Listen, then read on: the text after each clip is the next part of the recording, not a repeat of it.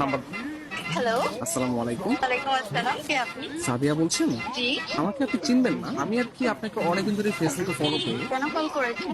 আপনার পরিচয় কি? অ্যাকচুয়ালি আমার নাম হচ্ছে মাহিন। তো আপনি আমাকে চিনবেন না, পরিচয় দিয়েও লাভ নেই। আপনি দেখতে যেরকমটা সুন্দর, আজকে কল করার পর মনে হলো আপনার বয়সটাও এরকম সুন্দর। মানে আপনি সব দিক দিয়ে পারফেক্ট। মানে একটা মানুষ এত সুন্দর কিভাবে হয়, মানে আমি আর কি কল্পনা করেও পারতেছি না।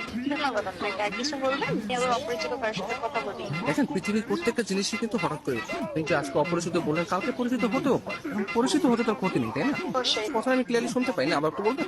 শুনতে পাচ্ছেন না? হ্যাঁ, এখন শুনতে পাচ্ছি। মানে আপনার কথা শুধু আমার কানে না, আমার মনেও পৌঁছে যাচ্ছে। আপনি বলেন আপনি অনেক আসলে। ভালো ফ্লার্ট করতে পারেন। আমি কোনো ফ্লার্ট করতেছি না, আমি আসলে সত্যি সত্যি মানে সত্যি কথাই বলতেছি। ধন্যবাদ। আপনি কোথায় থাকেন? আসলে ছোটবেলা থেকে আমি অনেক জায়গায় থেকেছি, কখনো ঢাকা, কখনো খুলনা, যশোর, মাদারীপুর। বাট এগুলো সবকিছু না টেম্পোরারি। আমি এখন বর্তমানে পার্মানেন্ট ভাবে নতুন একটা জায়গায় থাকতে যাচ্ছি। জি, সেই জায়গাটা কোথায়? আপনার মনে একটু একটা জায়গা হবে? না, আপাতত নেই। অপরিচিত কাজে জায়গা দিতে চাচ্ছি। অপরিচিত করতে আমরা চাইলে কিন্তু পরিচিত হতে পারে। আপনি চাইলে আমরা কথা বলতে পারি, দরকার ভিডিও কল অথবা মিটও করতে পারি। কিন্তু আমি তো আপনাকে দেখিনি। আপনি আমাকে দেখেছেন। রাতের দিকে তাহলে আমরা ভিডিও কলে আসি। আচ্ছা, আপনি তখন আমাকে হোয়াটসঅ্যাপে আপনার ছবি সেন্ড করেন। ও আচ্ছা। যদি মনে হয় যে না কথা বলা যায় বা ভালো লাগে তাহলে আমি আপনার সাথে কন্টিনিউ করবো, সমস্যা নেই।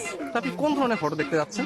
আপনার কিছু ওয়াও টাইপের ছবি দিন, যেগুলো দেখে আমার ভালো লাগবে। আচ্ছা ঠিক আছে, আমি আপনাকে কিছু আমার সত্য সত্য পিক পাঠিয়ে। তার বাচ্চা সুন্দর সুন্দর গান হঠাৎ পিকু দিয়ে দিই কে আমি তুষা আমি ফোন দিলে তোর ভাই আছে তোমার এই ব্যস্ততা সে ব্যস্ততা আমি ঢাকায় থাকি জন্য তুমি এইভাবে তুমি আমার কাছে 2 নম্বর আপনার গার্লফ্রেন্ডের নাম্বারটা একটু আমাকে দেন, আমি একটা